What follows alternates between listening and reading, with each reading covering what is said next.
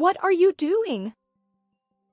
During my husband's funeral, my 5-year-old daughter discarded the $600 condolence money from my sister into the trash can. I exclaimed, "Pick it up immediately! That's something important!"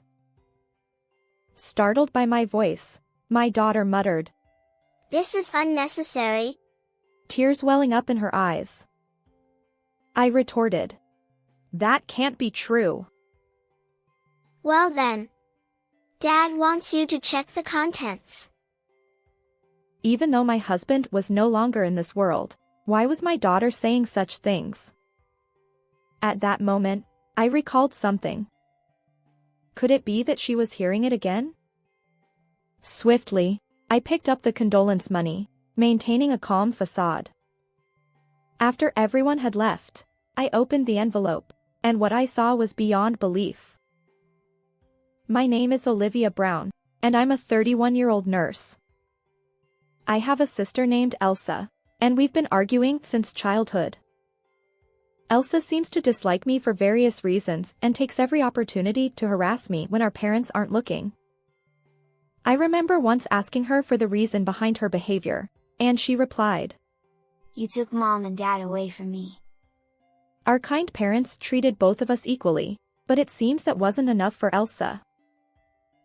Despite the constant bickering, things changed when I was 25. I met Richard, a pharmacist, through work connections.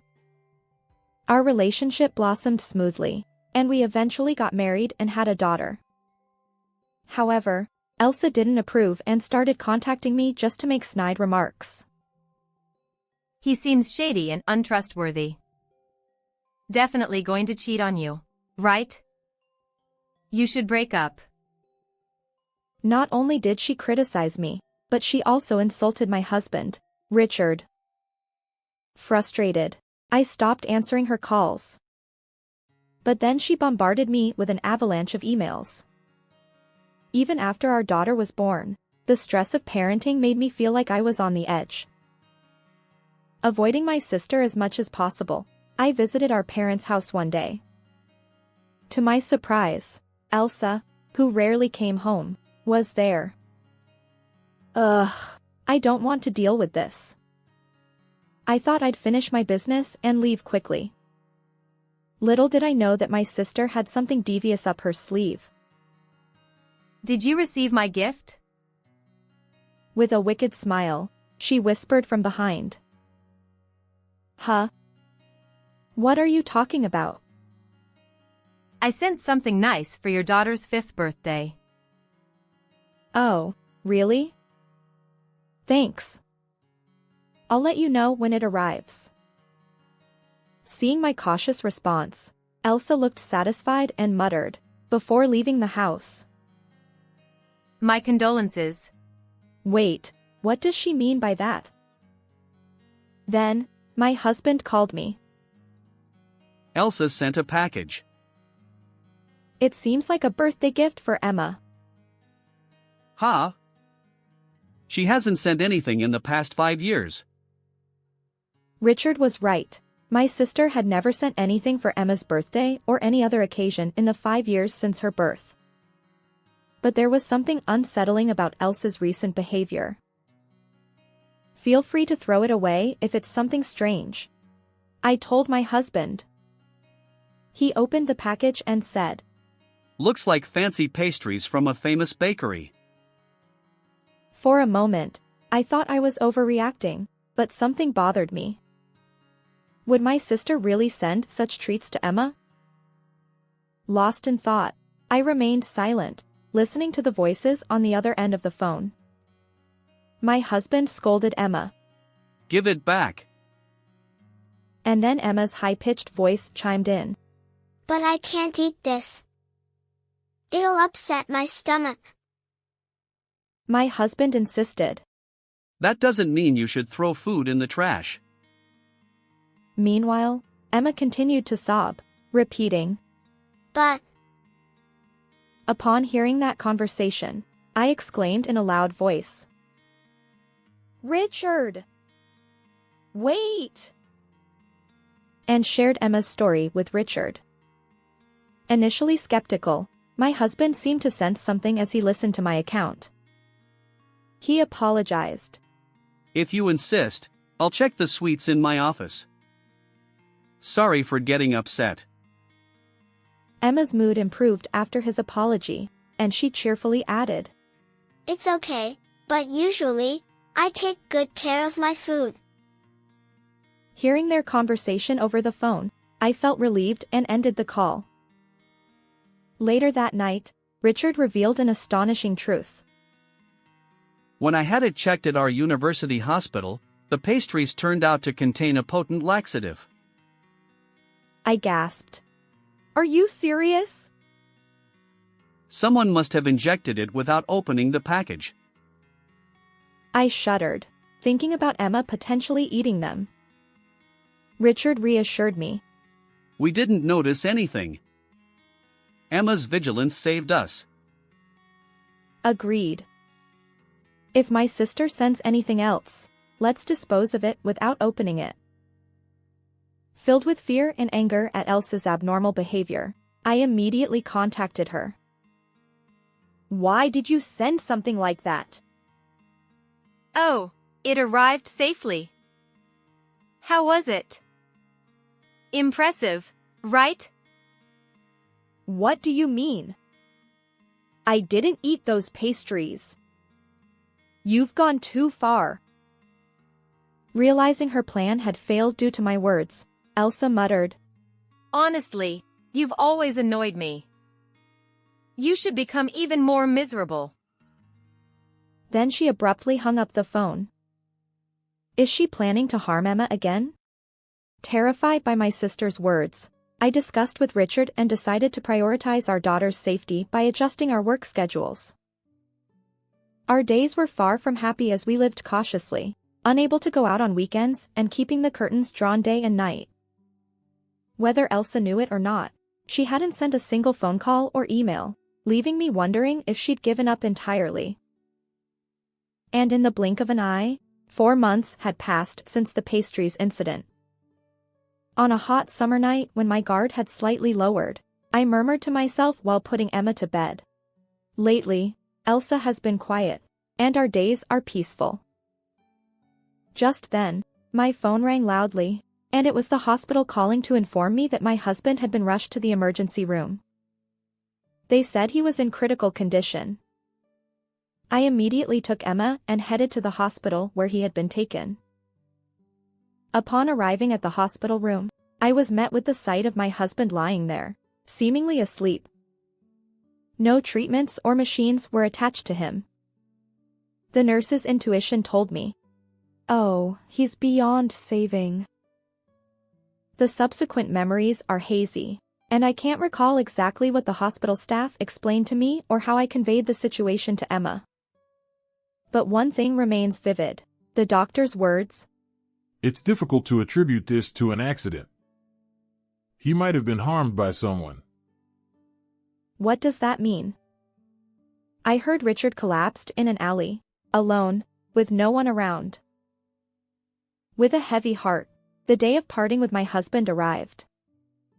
The venue was filled with hundreds of people, his colleagues, friends, and acquaintances. As I observed the crowd, I couldn't help but appreciate Richard's character and the respect he commanded. It seems that many people are genuinely drawn to him. As I thanked each mourner individually and managed the reception, my sister suddenly appeared. It's been quite a struggle for you, hasn't it? Well, here's $600 to lift your spirits, She said, tossing an offering envelope onto the reception desk. Thank you. I watched her smirk as she entered the hall. After tracking her with my eyes, I glanced down and noticed that the envelope from my sister had vanished. What are you doing? My daughter was throwing the $600 condolence money from my sister into the trash can. Tearfully, she responded. This is something we don't need.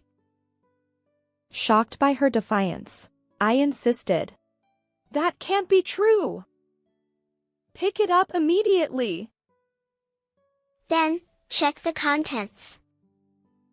What? Dad said so. Emma insists that the words are from my late husband, who is no longer in this world. At that moment, I recalled something startling. You see, my daughter possesses a mysterious ability, one I've noticed since she began speaking. Emma shared stories about my grandmother, whom she couldn't possibly have known. As these revelations repeated, I began to believe in Emma's power. Could it be? Did she hear it again? I quickly picked up the condolence envelope, careful not to attract attention. When everyone had left, I opened it, and an astonishing item lay before me. What is this? My anger toward my sister, who had casually handed me this, surged. But was it true? Since my husband had passed away, I couldn't ask him directly. Richard's words would have to be conveyed through Emma. However, not everyone might believe my daughter's account. That's why I needed irrefutable evidence. I wouldn't accept that my husband's death was a mere accident. Determined to avenge him, I delved into his past, uncovering truths beyond my wildest imagination. Armed with this evidence, I prepared to cast my sister into hell. 1.5 months later, we held a memorial meeting to remember my husband. We gathered with relatives for a meal. My sister plopped down in front of the food as if she couldn't wait to eat. Despite not everyone being present yet, she grabbed a beer and started eating. Elsa, everyone isn't here yet, so hold off. I came here hungry and ready to feast. Don't nitpick. Suppressing my anger, I took a deep breath and faced her squarely. You're right. It's your last supper, so do as you please. She snapped. What do you mean? You'll understand soon. I'm returning your words verbatim. My condolences. Confused, she stammered. Wait, what are you saying? What do you mean by last? Despite her flustered state, I ignored her and finished preparing for today's main event. Standing before our relatives, I began my address. Today, we gather to honor my late husband, Richard. Thank you all for being here. As I expressed gratitude to everyone present, some of our relatives wiped away tears, perhaps remembering him in his prime. In the midst of it all, my sister continued to devour her food like a famished hyena. Today, in addition to the memorial meeting, we have gathered to alleviate my husband's lingering regrets. I announced. Elsa, who had been engrossed in her meal, suddenly froze at my words. Richard was found collapsed in an alley after a work-related drinking party. The cause was a severe blow to the back of his head. The room fell silent as everyone absorbed this information. Then, out of nowhere, my sister's high-pitched voice pierced the air. Are you playing detective now? Seriously, Richard probably just slipped on the stairs while drunk and hit his head. You're not suggesting someone else did this, are you? My previously silent sister suddenly launched into a rapid-fire monologue. Initially, I thought it was an accident too. But on the day of the funeral, I received something that raised suspicions. I powered up my computer and projected the letter from the condolence money my sister had left that day. The screen displayed the repeated phrase, "Do not take Richard. Do not brainwash Richard. Cast you into hell, cast you into hell, cast you into hell." Amidst the eerie atmosphere, my relatives were left dumbfounded by the disturbing text. However, my sister glared at me with a ferocity that could pierce steel. That's right. This woman stole my Richard. We were dating. Thief! She exclaimed. I calmly responded. No, that's not true. My husband was never in a relationship with you. Undeterred, my sister continued. Lies. Richard and I were lovers. We even promised to get married. You're the one who snatched him away. Ignoring her persistent outbursts, I projected a notebook onto the screen. This is a diary my husband consistently wrote in. Whether he had a cold or returned home drunk, he faithfully recorded something in this notebook every day. And your name appears repeatedly in this diary. I revealed. The room buzzed with speculation. So, were they really involved? But my next words silenced them once more. Elsa engaged in stalking behavior toward my husband. With that declaration, I opened the actual pages of his diary, revealing the truth to everyone. According to what was written, it seems that my husband has been stalked by my sister, and he has been trying to handle it on his own without causing me any worry. He apparently asked colleagues and friends not to mention it to me because he didn't want to worry me about the troublesome person who posed a danger. You're lying. You're the one who took him away. He belongs to me. Admit that you're at fault. Come on. Richard told me about this. Huh? What are you talking about?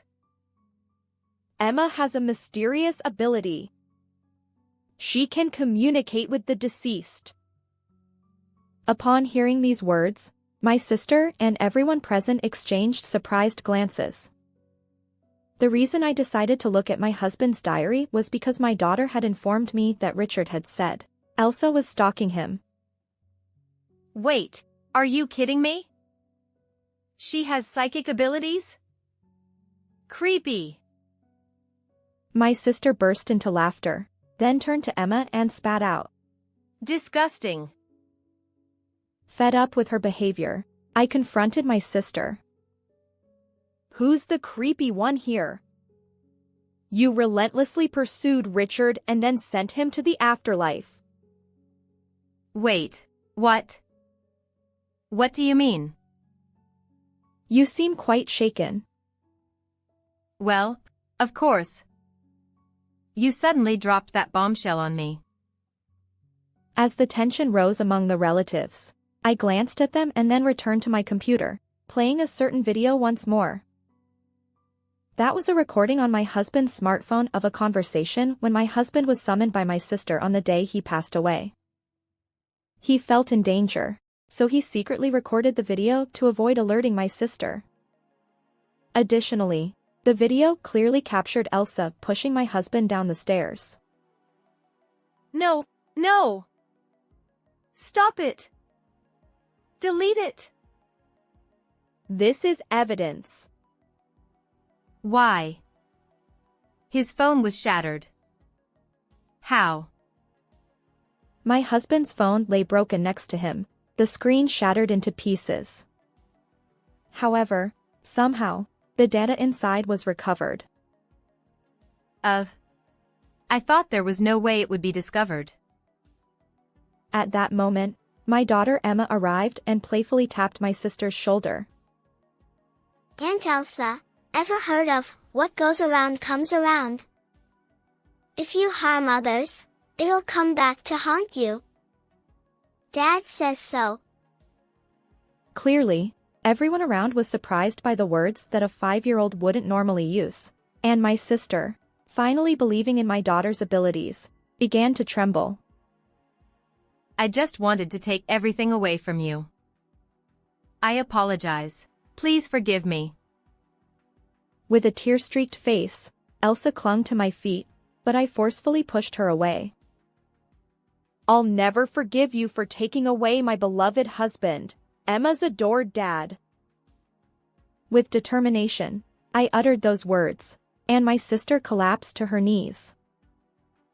Afterward, my sister was arrested for the crime of pushing Richard down the stairs, as the audio and video evidence proved decisive. Now, she spends her days reflecting behind bars. However, given my sister's history, I'm skeptical about the authenticity of the letter she sent. Occasionally, I converse with Richard through Emma. Yet, Emma recently mentioned, "I can't hear Dad's voice anymore." I'm uncertain whether Emma's abilities are waning or if Richard believes we're okay now and has stopped communicating. As a gentle breeze, hinting at spring, caressed my face, I gazed up at the sky. Both Emma and I take pride in knowing you were my husband and her beloved father. Keep resting peacefully, Richard, my dear husband and loving dad. How did you find this story? Don't forget to subscribe to our channel. Until next time.